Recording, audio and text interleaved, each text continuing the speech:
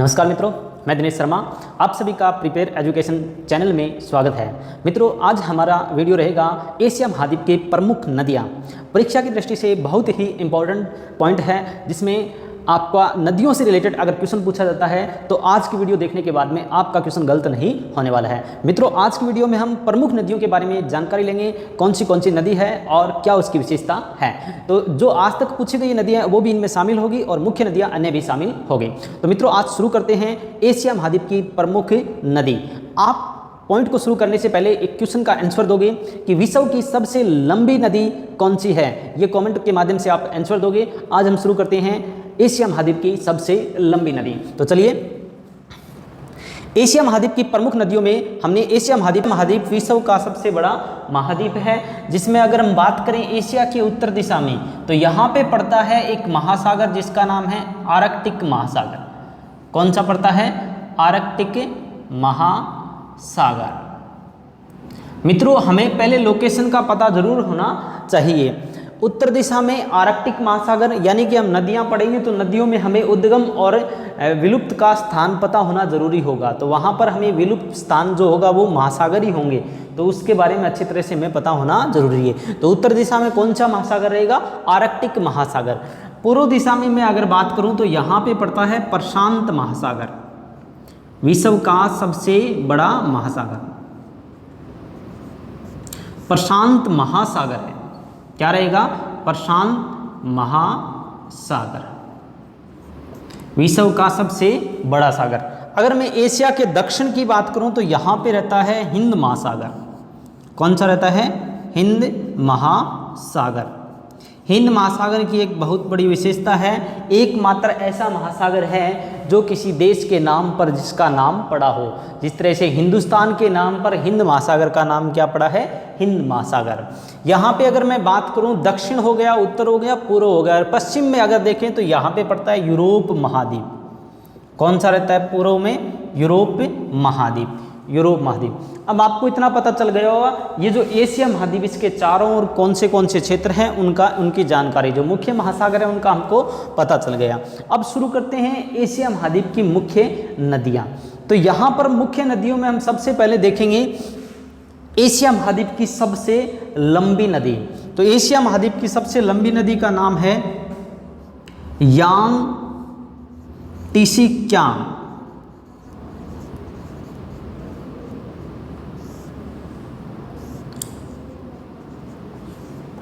मित्रों, एशिया महाद्वीप की सबसे लंबी नदी है यांग टीसी क्यांग। इसे यांग तसे भी कहते हैं, यांग तसे भी कहते हैं, लेकिन मुख्य नाम इसका क्या है? यांग टीसी क्यांग। यह नदी एशिया की सबसे लंबी नदी है तथा विश्व की चौथी सबसे लंबी नदी है। यह नदी मुख्यतः चीन देश में बहती है। कहाँ पर बहती है? चीन देश में बहती है। हम बात करते हैं, यहाँ पे पड़ता है तिब्बत पठार। तिब्बत का पठार जो आपका हिमालय और तेनसा और कुनलुन के बीच में रहता है, उस तिब्बत के पठार से निकलकर यह नदी चीन से होते हुए यहाँ पर पूर्वी चीन सागर में जाकर गिरती है। कहाँ पर गिरती है? पूर्वी चीन सागर, पूर्वी चीन सागर। आपसे पूछे यांग टीसी क्यांग नदी एशिया महाद्वीप की कहाँ से निकलती है? तिब्बत से निकलती है। और कहाँ पर जाकर गिरती है? पूर्वी चीन सागर में जाकर गिरती है। ये एशिया की सबसे लंबी नदी और विश्व की चौथी सबसे लंबी नदी है। इस नदी के किनारे अगर बात करें, मुख्यतः कहाँ पर है? चीन देश में है। इस नदी के किनारे चावल की खेती की जाती है। सर्वाधिक किसकी खेती की जाती है? चावल की खेती के लिए प्रसिद्ध है ये नदी। इसके किनारे चावल की खेती की जाती है। अगर मैं बात करूं यहाँ पर, इस नदी के लिए दो शहर प्रसिद्ध है। एक का नाम है वुहान और दूसरा नाम है शंघाई। एक तो नाम सुना होगा आपने वुहान, आजकल भी आपने नाम सुना होगा इसका, तो वुहान और शंघाई, ये दो शहर आपके किस देश के हैं? चीन देश के हैं। दोनों के दोनों अगर बात करें तो ये यांग टीसी क्यांग नदी के किनारे बसे हुए हैं। वुहान से रिलेटेड आपके क्वेश्चन आ सकता है। विश्व में जो आज महामारी का दौर चल रहा है, जिस तरह से कोरोना नाम की एक महामारी आई हुई है, उसका शुरुआत कहाँ से हुई? वो वुहान शहर से हुई थी। शुरुआत कहाँ से हुई थी? वुहान शहर से। तो आपसे क्वेश्चन पूछा जा सकता है वुहान किस नदी के किनारे है? तो किस नदी के किनारे रहेगा? यांग टिसी क्यांग नदी के किनारे रहेगा। मित्रों उसके बाद में हम दूसरी नदी की बात करेंगे, हांगो नदी। हवांगो भी बोल देते हैं इसे, हांगो नदी। मैं क्या बोलूँगा इसे? हांगो नदी। ये चीन देश की नदियां हैं, तभी ऐसे नाम है, हांगो, यांगटीसी, मिकांग, ऐसी नदियां नाम रखे हुए हैं।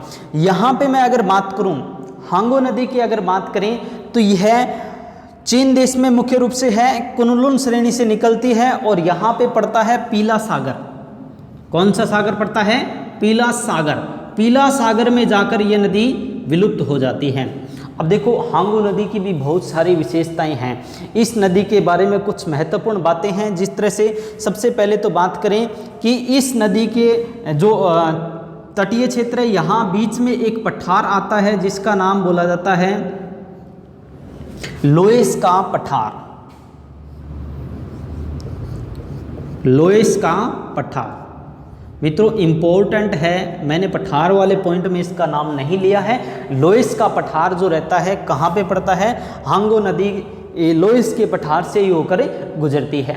तो लोएस के पठार की खास बात क्या है कि लोएस का पठार पीली मिट्टी से बना हुआ पठार है। यहाँ पर कैसी मिट्टी है? पीली मिट्टी है। पीली मिट्टी होने के कारण यहाँ से जब नदी हांगो नदी निकलती है तो उसका रंग कैसा हो जाता है? पीला हो जाता है। कैसा हो जाता है? पीला हो जाता है। और यह पीला रंग जहाँ पर गिरता है, प्रशांत महासागर में जहाँ गिरता है, वहाँ का जो क्षेत्र पीला जो पानी होता है वहाँ का पीला दिखाई देता है, इसलिए वहाँ वाले क्षेत्र का नाम भी क्या पड़ गया? पीला सागर।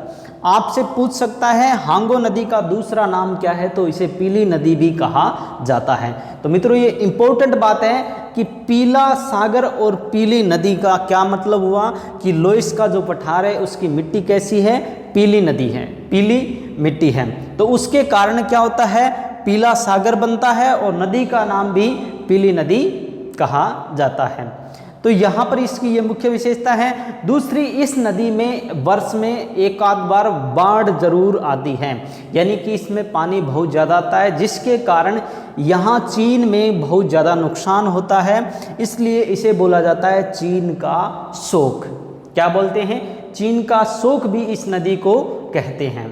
इस नदी के किनारे चीनी सभ्यता भी बसी हुई है। तो मित्रों बहुत सारी विशेषताएं वैसे तो, लेकिन अपने याद रखने योग्य बातें ये हैं कि यह नदी कहाँ से निकलती है? कुनलुन श्रेणी से निकलती है और पीला सागर में जाकर गिरती है और ये लोएस के पठार से होकर गुजरती है, जिसके कारण क्या हो जाता है? इसका रंग पीला हो जाता है और पीला सागर में जाकर गिरती है। और लोएस का पठार कहाँ पर हुआ? चीन देश में है। तो ये मित्रों इसकी मुख्य खास बात थी। अब उसके बाद में एक नदी है जिसका नाम है मिकांग नदी। क्या नाम है? मिकांग नदी। वैसे तो सियांग नदी भी है, यहाँ पर एक दो और नदी। तो यहाँ पर हम बात करें मित्रों मिकांग नदी की क्या खास बात है? यह नदी तिब्बत के पठार से निकलती है। कहाँ से निकलती है?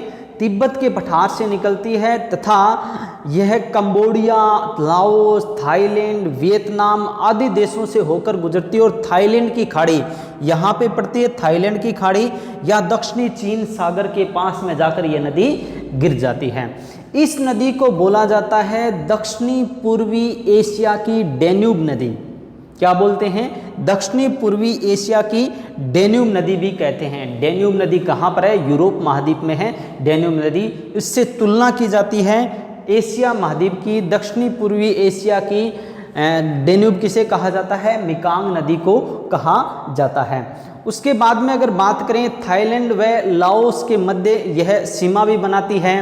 उसके बाद में जैसे आगे अगर चावल की बात करें तो इस नदी के किनारे सर्वाधिक चावल उत्पादित किया जाता है। इस नदी के किनारे सर्वाधिक चावल उत्पादित किया। इस नदी के किनारे पिन काओ किस्म का महंगा चावल उत्पादित किया जाता है। जो सबसे महंगा बोला जाता है, पिन काओ किस्म का चावल उत्पादन किस नदी के किनारे किया जाता है? तो नाम किसका आता है? मिकांग नदी का नाम आता है। तो ये इसकी एक खास बात है मित्रों। उसके बाद में हम जैसे आगे बढ़ते हैं उसके बाद में यहाँ पे हम बढ़ेंगे, यहाँ पे एक नदी है जिसका नाम है यूराल नदी। क्या नाम है? यूराल नदी। यूराल नदी जो है आपके यहाँ पे पड़ता है यूराल पर्वत, और यहाँ पे पड़ता है कैस्पियन झील। यूराल पर्वत से निकलती है और कैस्पियन झील में जाकर गिरती है। तो आपसे पूछ सकता है यूराल नदी कहाँ पर है, तो यूराल नदी एशिया महाद्वीप में है, यूराल पर्वत से निकलती है और कैस्पियन झील में जाकर गिरती है, जो कैस्पियन झील है विश्व की सबसे बड़ी झील। उसके बाद में नदी है आमूर नदी। आमूर नदी आपकी रूस और चीन के साथ सीमा बनाते हुए ओखोटस्क सागर है। यहाँ पे कौन सा रहेगा? ओखोटस्क सागर में जाकर गिरती है।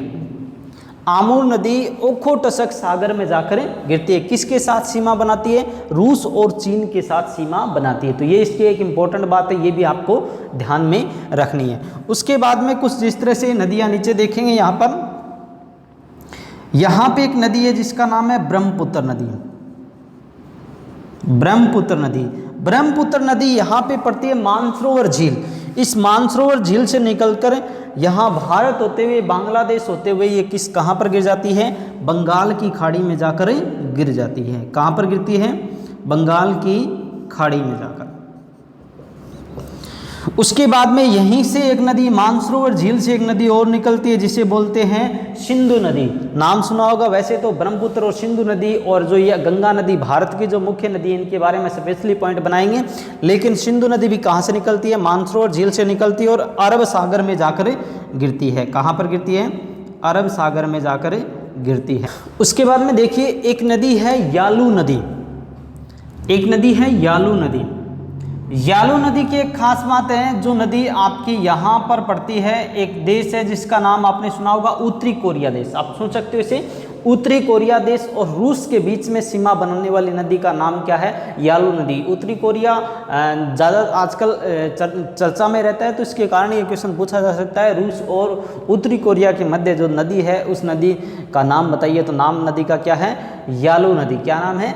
यालू। उसके बाद में एक नदी है इरावती नदी। कौन सी नदी है? इरावती नदी। इरावती नदी यहाँ पर म्यांमार की मुख्य नदी है।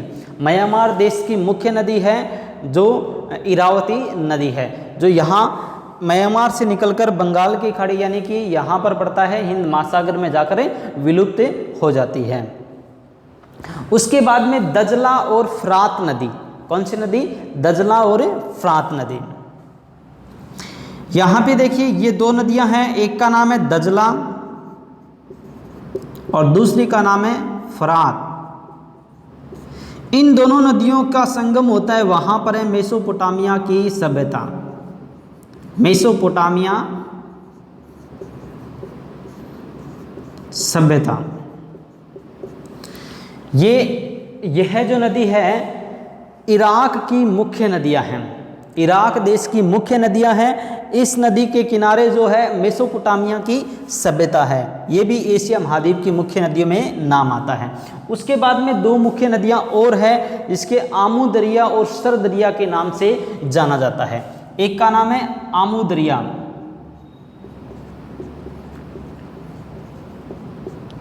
दूसरी का नाम है सर दरिया। ये दोनों की दोनों नदियां अरल सागर, आपने सुना होगा पहले, अरल सागर में जाकर गिरती है। इसके बाद रूस देश की कुछ मुख्य नदियां हैं, जिस तरह से सबसे पहले ओब नदी, येनिसी नदी, लीना नदी।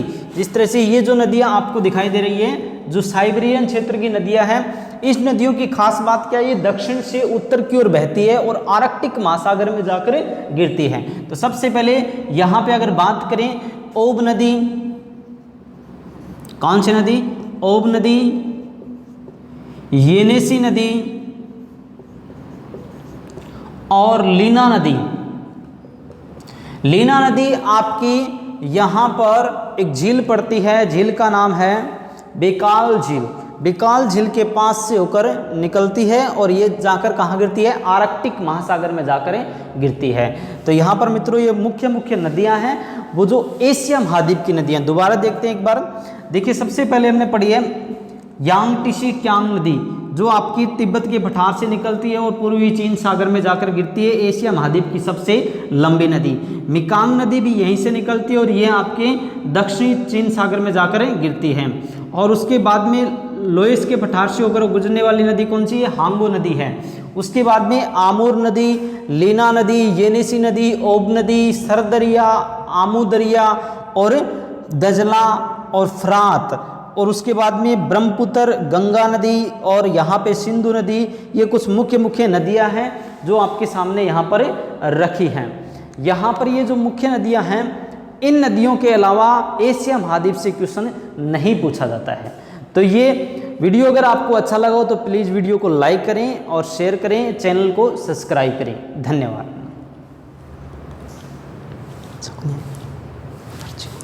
तो वीडियो को लाइक करें, शेयर करें, वीडियो में कमेंट करें, सब्सक्राइब बटन को दबाएं और सब्सक्राइब बटन के पास बेल आइकन को दबाएं। Thank you for watching.